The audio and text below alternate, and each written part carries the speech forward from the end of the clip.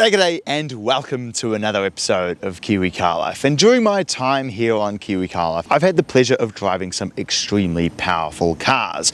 Most recently, a 400 kilowatt turbocharged Golf R32, a 410 kilowatt BMW M5, even a 420 kilowatt Ferrari 458. And so far, the most powerful car I've ever driven on the channel was a 480 kilowatt Porsche 911 Turbo S. All of them would pin you in your seat in ways that I have never experienced before. However, this is going to top the list by a significant margin. This is a 2011 Mercedes E63 AMG, one of the very first to come with the 5.5 litre twin turbocharged V8. The owner of this car decided that, in fact, no, that was not enough. And so, as you will see later on, he installed a variety of, frankly, fairly simple modifications, which now pushes this thing up to nearly 600 wheel kilowatt, and arguably most impressively, and also demonstrating the fact that that number plate is a total lie, this thing is making nearly 1,200 Newton meters of torque, which is enough to restart the motion of the Earth. And the interior is fantastic as well. Carbon fiber trim littering the dashboard, but also with just enough creature comforts to make it lovely to drive every day, just like, say, a BMW 5 Series. The steering wheel, perfection. Nice big 10 and 2 grips in here, fantastic feeling paddle shifters, and just simple controls for the screen in the middle and your radio on the other side. The key, the switch that you actuate to turn the car on, just feels fantastic, as with the light switches over here. Just look at the gauge cluster. It's like an expensive watch. The infotainment system, I still make the argument, is nowhere near as good as BMW's one from the era. And the climate control, I must say, is strange too. It's kind of buried right down here at the bottom of the dashboard. It's hard to access. The center stack is definitely the worst part about the car. The rest of the interior is fantastic. These seats, oh my word, they are the most aggressively bolstered seats I think I've ever sat in. You literally cannot move side to side. These little switches down here to adjust the drive mode, they remind me of what you see in like the SLS AMG, all like angled towards the driver here with your little selection buttons. They look and feel fantastic, as does the shift knob. Rear legroom is enormous in this car, as is the boot. It's very practical, very comfortable, and extremely well screwed together. But the engine is the part that you really have to see. This is an M157, a 5.5 litre twin turbocharged V8 engine. From factory, this makes a more than healthy 550 horsepower or 410 kilowatt, as this is the performance pack version, and also makes 720 Newton meters of torque. But as I mentioned, the owner decided that was not enough and so wanted quite a bit more. And to my surprise, I expected this to have a whole host of modifications, but to be honest, it really doesn't. It's got some intakes that you can see up there. The exhaust has been gutted, there's no more cats in there to help it flow a lot more freely, and it has methanol injection and a dyno tune.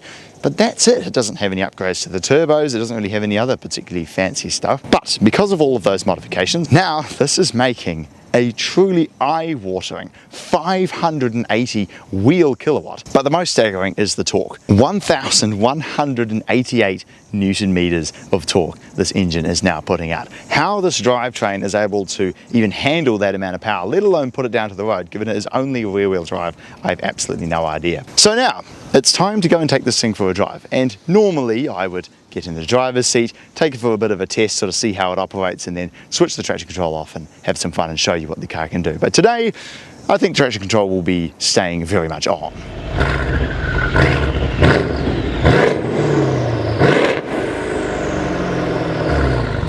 Well, so far, the E63 is proving to be quite nice, actually. It's very comfortable, very lovely to drive, as you would expect from a luxury sedan. And I guess the cool thing about it is that even though he has now just switched on the methanol and this thing is capable of making 800 horsepower, you don't have to use it. You can just cruise it around, and frankly, it's actually a lovely drive. But we've got ourselves a nice big straight here, so let's ease on the power and see what the heck this thing does.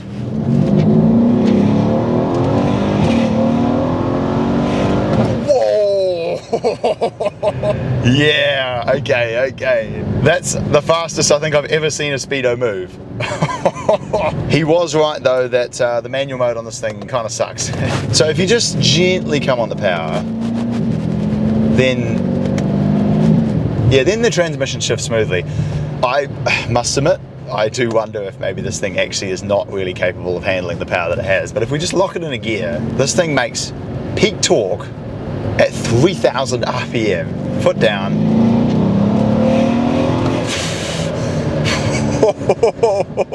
I gotta say though, it hooks up, it puts it down. I'm impressed. It is definitely not usable power, but it's not gonna kill you power, I guess, right? I've driven a C63 and the gearbox in that was actually really good, very responsive. This, oh dear, I don't know if it just needs tuning or if it just can't handle the power.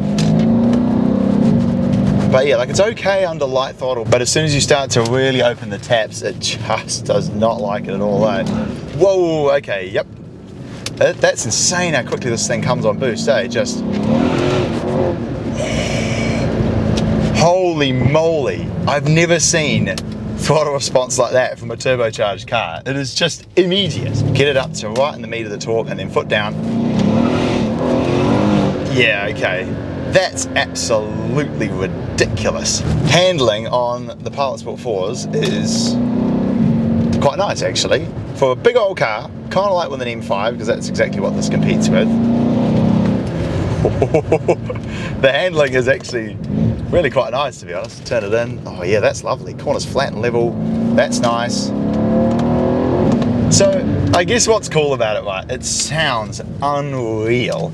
Handles really quite well for a big old sedan. And like, you know, get it in the meat of the power band, foot down.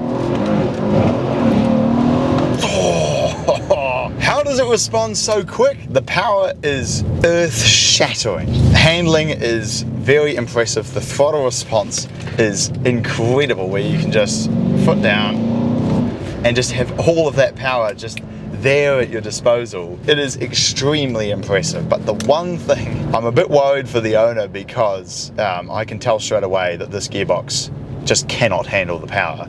It is completely overwhelmed. I have mechanical sympathy for the transmission on this car. It's kind of sad because this is an incredible car, but it just goes to show that, you know, 1200 Newton meters is 1200 Newton meters, and clutch material, metal will just be obliterated by power that significant. And I would not be surprised if this thing needs a gearbox rebuild at some point in the near future. But how it sits now, if you just lock it in a gear and put your foot down,